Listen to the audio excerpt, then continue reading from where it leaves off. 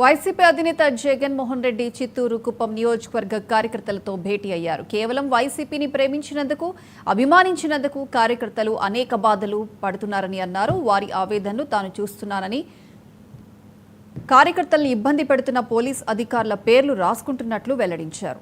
అధికారంలోకి వచ్చాక వారిని చట్టం ముందు నిలబెడతానంటూ వార్నింగ్ ఇచ్చారు.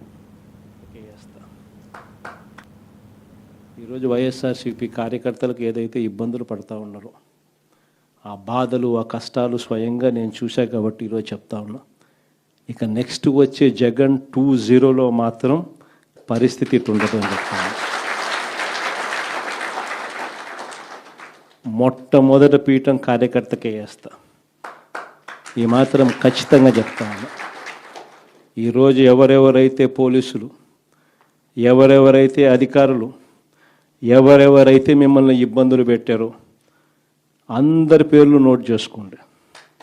నేను చెప్తా ఉన్నా, మీరు నోట్ చేసుకోండి.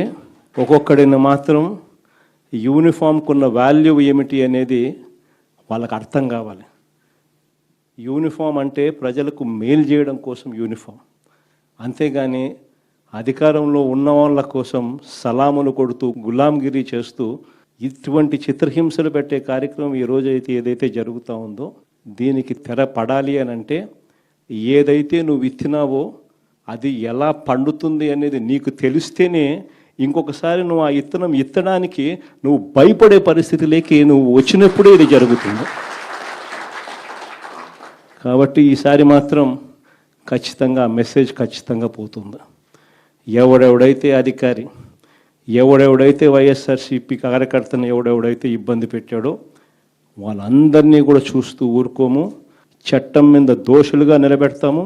ఒకవేళ వాళ్ళు రిటైర్ అయిపోయి వెళ్ళిపోయినా, లేకపోతే వాళ్ళు దేశం విడిచిపెట్టిపోయినా కూడా ఎవరిని వదిలిపెట్టం.